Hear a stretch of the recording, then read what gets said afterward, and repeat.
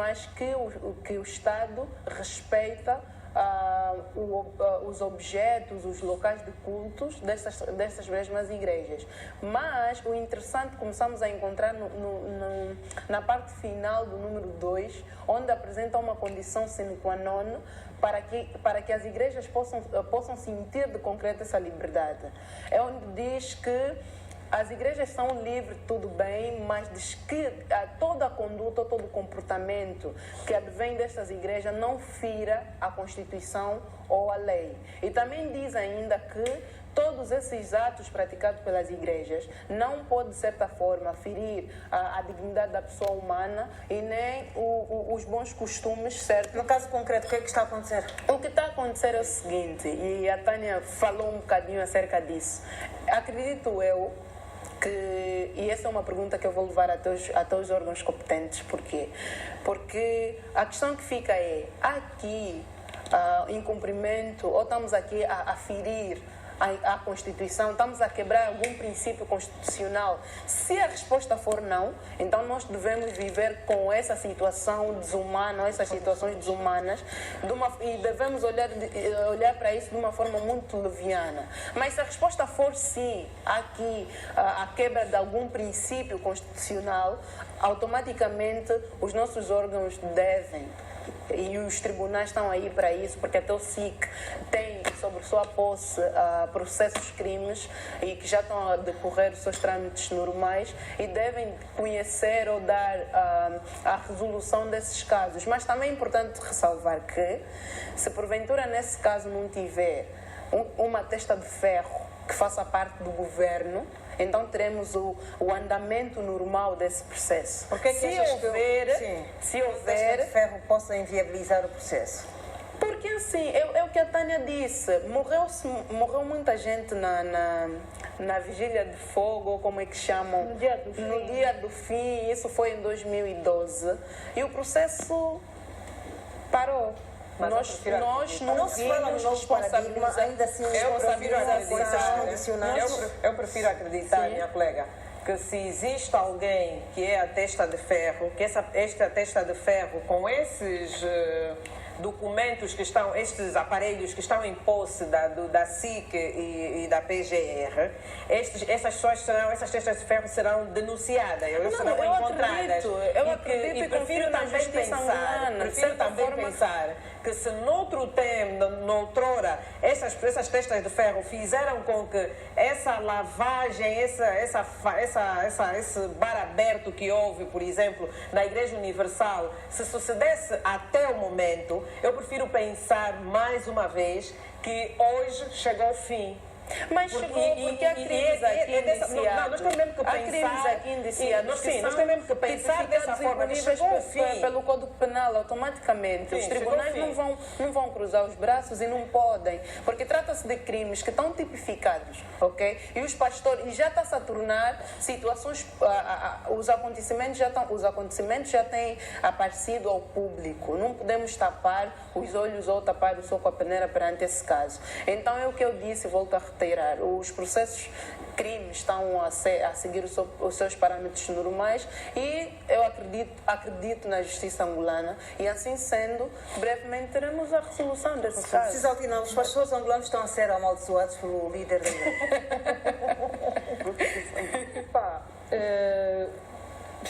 Faz parte da linguagem lá religiosa deles, né, de amaldiçoar as pessoas e enfim. Mas isso de amaldiçoar os pastores, isso não é uma coisa... É relevante. Não é uma coisa para levar a sério. Quem acredita no poder que o líder da igreja tem, se calhar pode se preocupar com isso, mas eu acho que isso não é uma questão importante para este caso. Não, mas eu penso ser importante, desculpa cortá-la, pelo facto de, se o líder da igreja ou o fundador da igreja está a ter uma posição, está a tomar uma posição como esta, aí já de certa forma nos mostra que sempre esses pastores viram Angola como uma fonte de rendimento. E não era propriamente como se estivessem preocupados com o bem-estar do povo angolano ou dos cristãos. Exatamente, não foi pela fé. Então não podemos olhar para isso de uma forma muito leviana. Não, eu olho para isso assim porque tem que se levar a sério. Eu olho para isso assim porque eu acho que se uma pessoa dizer eu te amaldiçoo, não tem que valor do ponto de vista de ter significado para a vida desses pastores que estão a denunciar, isso vai ter. É uma fala dita assim que não tem impacto, não vai ter impacto nenhum. Eu acho que concordo com a Tânia quando fala da necessidade do SIC continuar com as investigações que está a fazer em sede das denúncias da prática de crime. Isso é importante porque eu concordo que os conflitos internos entre os membros da Igreja para efeitos da atuação do Estado não deviam ser da responsabilidade do Estado intervir, mas o Estado tem de sim responder às questões, às denúncias de crime que foram já feitas e que estão a ser investigadas, e depois responsabilizar em sede de tribunais as pessoas responsáveis pelos crimes que foram praticados. Mas eu gostava só de dizer que a Igreja Universal do Reino de Deus a Igreja Universal não é uma igreja qualquer. Não é uma igreja qualquer na medida em que ela funciona como uma empresa. E não é uma empresa qualquer, aquelas empresas assim que são geridas assim por pessoas que não entendem nada de gestão. É uma empresa de excelência. Está bem estruturada. De excelência na medida em que ela funciona. Mesmo os pastores e obreiros que a Igreja Universal recruta não são pessoas quaisquer. São pessoas que eles identificam capacidades de liderança, de persuasão, e pessoas competitivas, porque a Igreja Universal recolhe muito do seu dinheiro estabelecendo metas, objetivos. É uma empresa que funciona orientada para objetivos. Por semana o pastor tem que trazer tanto e o pastor trabalha para por semana trazer tanto. E o objetivo é extorquir o povo, porque não conseguem investir aqui no país. Não é por acaso. Porque não há hospitais, por exemplo, em nome da Igreja Universal. Eu peço desculpas, Clementina. Essa questão de construir hospitais, isso não é responsabilidade da Igreja. Mas se conseguem extorquir dinheiro da população, pelo menos devem velar pelo bem-estar da vida social apenas.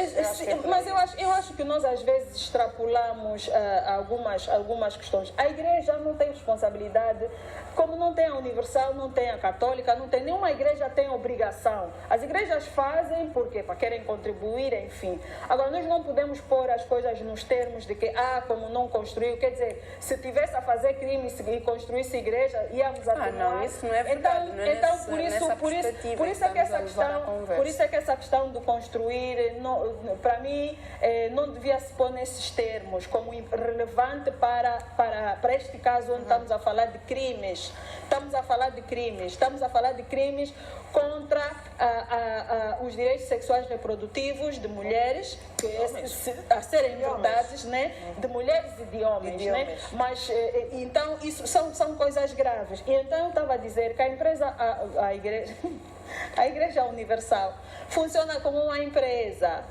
E neste sentido, ela é uma igreja que tem a suscetibilidade para cometer crimes de evasão de divisas, crimes de lavagem de dinheiro é muito grande, porque ela opera com altas somas de dinheiro. Eu uma vez aqui nesse programa, lá nas começadas, eu já tinha dito que eu achava que era importante nós revermos a situação tributária para as igrejas, porque há igrejas em Angola que praticam atos de comércio.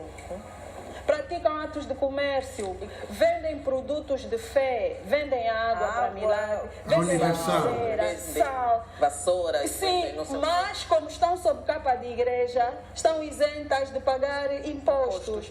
Eu quando disse isso aqui, fui tida como uma pessoa muito radical, mas nós temos que ver essa coisa, temos que ver isso. E a Igreja Universal é uma igreja, e a Tânia bem disse, que há instituições outras brasileiras que isentam-se do fisco porque muitas das suas atividades comerciais são feitas com a capa da igreja. Eu acho que isso também devia ser observado. Você me perguntou uma coisa que eu esqueci.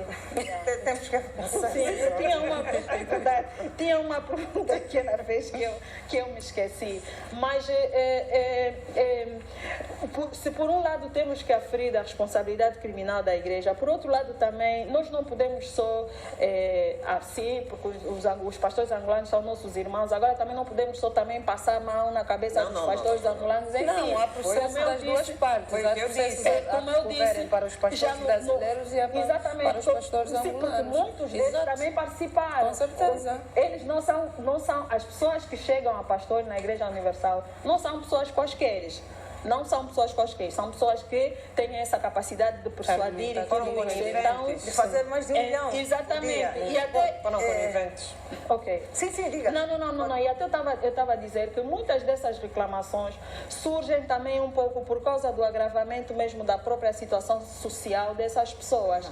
Se vocês verem as reclamações que os pastores estão a fazer, é reclamação porque vive mal, porque não tem direito de viajar, porque não tem direito de crescer na igreja, porque isso, porque aquilo. Né? A maior parte, sim, as reportagens devem ver de natureza social. Então, aqui também tem que ver essa questão de como é que, na ausência de serviços sociais, igrejas como essa são bem-sucedidas.